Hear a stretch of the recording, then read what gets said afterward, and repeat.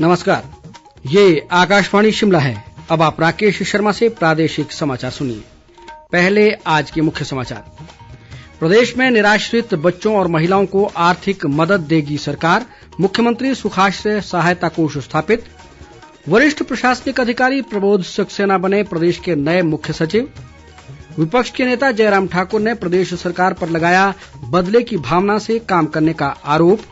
और प्रदेश भर में शीतलहर जारी, मौसम विभाग ने अगले कुछ दिनों तक निचले इलाकों में घना कोहरा छाए रहने का जताया पूर्वानुमान। अब समाचार विस्तार से। राज्य सरकार ने प्रदेश में अनाथ बच्चों व असहाय महिलाओं की आर्थिक मदद के लिए 101 करोड़ रुपए का मुख्यमंत्री सुखाश्रय सहायता कोष स्थापित करने का निर्णय लिया है। मुख्यमंत्री सुखविंदर सिंह सुक्खू ने आज शिमला में एक पत्रकार सम्मेलन के दौरान इस सहायता कोष की घोषणा की। इस कोष की मदद से इन जरूरतमंदों को उच्च शिक्षा प्रदान की जा सकेगी। उन्होंने बताया कि इस कोष से सहायता प्राप्त करना सरकारी बंधनों से मुक्त होगा और पात्र लोगों से कोई आय प्रमाण पत्र भी नहीं लिया जाएगा।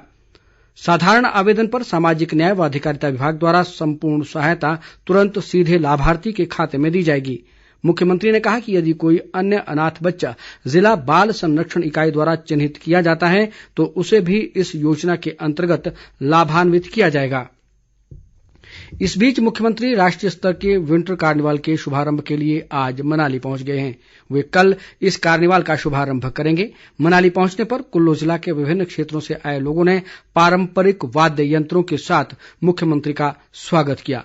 उनका कल दोपहर बाद नई दिल्ली जाने का कार्यक्रम है, जबकि अगले दिन 3 जनवरी को वे धर्मशाला लौट आएंगे। वरिष्ठ प्रशासनिक अधिकारी प्रबोध सक्सेना प्रदेश के नए मुख्य सचिव बनाए गए हैं। इस संबंध में कल देर रात अधिसूचना जारी कर दी गई है। वर्ष 1990 बैच के IAS अधिकारी प्रबोध सक्सेना RD धीमान का स्थान लेंगे, जो पिछले कल मुख्य सचिव के पद से सेवानिवृत्त हुए हैं। इस बीच नवनियुक्त मुख्य सचिव ने आज शिमला में राज्यपाल राजेंद्र विश्वनाथ आर्लेकर और मुख्यमंत्री सुखविंदर सिंह सुक्खू से भेंट की और उन्हें नव वर्ष की शुभकामनाएं दी। पूर्व मुख्य सचिव RD धीमान ने आज मुख्य सूचना आयुक्त के रूप में शपथ ग्रहण कर ली है। राजभवन शिमला में राज्यपाल राजेंद्र विश्वनाथ आर्लेकर की मौजूदगी में हुए एक सादे समारोह में उन्होंने इस पद की शपथ ली। मुख्यमंत्री सुखविंदर सिंह सुक्खू, उप मुख्यमंत्री मुकेश अग्निहोत्री और मुख्य सचिव प्रबोध सक्सेना समेत कई अन्य गणमान्य लोग समारोह में मौजूद रहे। प्रधानमंत्री नरेंद्र मोदी मंगलवार 3 जनवरी को सुबह 10:30 बजे वीडियो कॉन्फ्रेंसिंग के माध्यम से 108वीं भारतीय विज्ञान कांग्रेस को संबोधित करेंगे। इस वर्ष का विषय है महिला सशक्तिकरण के साथ सतत विकास के लिए विज्ञान और प्रौद्योगिकी। इसमें सतत विकास, महिला सशक्तिकरण और विज्ञान व प्रौद्योगिकी की भूमिका पर चर्चा होगी।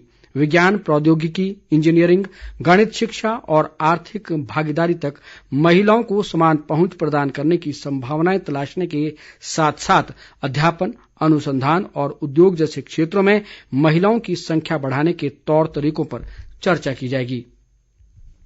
प्रदेश विधानसभा का शीतकालीन सत्र 4 जनवरी से धर्मशाला के समीप तपोवन में होने जा रहा है। सत्र के पहले दिन नवनिर्वाचित विधायकों के शपथ ग्रहण के अलावा अन्य शासकीय और विधायी कार्य होंगे। 5 जनवरी को विधानसभा अध्यक्ष और उपाध्यक्ष के चुनाव के अलावा राज्यपाल का अभिभाषण होगा। सत्र के अंतिम दिन 6 जनवरी को राज्यपाल के अभिभाषण पर धन्यवाद प्रस्ताव, चर्चा और अन्य शासकीय व विधायी कार्य निपटाए जाएंगे। विधानसभा के प्रोटेम स्पीकर चंद्र कुमार ने सत्र को देखते हुए पुलिस विभाग को सुरक्षा और यातायात व्यवस्था के पुख्ता इंतजाम करने को कहा है। उन्होंने कहा कि सत्र के दौरान कोविड प्रोटोकॉल का सख्ती से पालन सुनिश्चित बनाया जाएगा।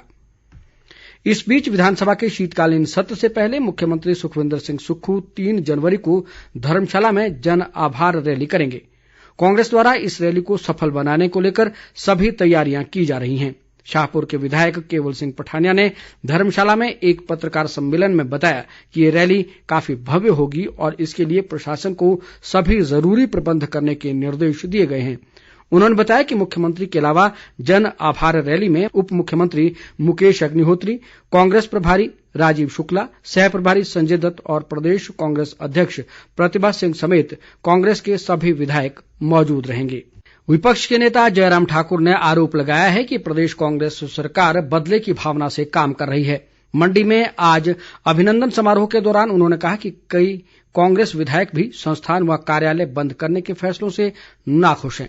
जयराम ठाकुर ने कहा कि प्रदेश में इस समय अस्थिर सरकार चल रही है और अभी तक न तो विधायक शपथ ले पाए हैं और न ही मंत्रिमंडल का गठन हो पाया है। उन्होंने कहा कि भाजपा जोरदार ढंग से विपक्ष की भूमिका निभाएगी। केंद्र सरकार राष्ट्रीय खाद्य सुरक्षा अधिनियम के तहत राज्यों को आज से 1 वर्ष के लिए मुफ्त अनाज उपलब्ध करवाएगी। हाल ही में हुई केंद्रीय मंत्रिमंडल की बैठक में सरकार ने 81 करोड़ लाभार्थियों को वर्ष 2023 में निःशुल्क अनाज उपलब्ध करवाने का निर्णय लिया था। योजना के तहत अंत्योदय अन्न योजना परिवारों और प्राथमिकता वाले परिवारों के लोगों को राष्ट्रीय खाद्य सुरक्षा अधिनियम के माध्यम से निःशुल्क अनाज दिया जाएगा। केंद्र सरकार 1 वर्ष में इस योजना पर 2 लाख करोड़ रुपए से अधिक की खाद्य सब्सिडी का खर्च वहन करेगी। भारत सरकार के सूचना व प्रसारण मंत्रालय के केंद्रीय संचार ब्यूरो प्रमुख हमीरपुर द्वारा पालमपुर में लगाई गई 4 दिवसीय डिजिटल चित्र प्रदर्शनी आज संपन्न हो गई। इस प्रदर्शनी के दौरान केंद्र सरकार की जन कल्याणकारी योजनाओं सहित देश के स्वतंत्रता सेनानियों के बारे में चित्रों के माध्यम से लोगों को जानकारी दी गई। इसके अलावा स्कूली विद्यार्थियों के लिए कई प्रतियोगिताओं का भी आयोजन किया गया। केंद्रीय संचार ब्यूरो हमीरपुर के प्रभारी सुरजीत सिंह ने बताया कि लोगों को गीत संगीत व नाटकों के माध्यम से भी सरकार की योजनाओं के बारे में जागरूक किया गया है। स्वयंसेवी संस्था उमंग फाउंडेशन ने नव वर्ष के मौके पर आज शिमला में रक्तदान शिविर का आयोजन किया। प्रदेश के महाधिवक्ता अनूप रतन ने रक्तदान कर इस शिविर का शुभारंभ किया। संस्था के ट्रस्टी विनोद योगाचार्य ने बताया कि सर्दियों के मौसम में आईजीएमसी अस्पताल सहित अन्य ब्लड बैंकों में रक्त की कमी दूर करने के उद्देश्य से ये शिविर आयोजित किया गया है। इस दौरान करीब 110 लोगों ने रक्तदान किया।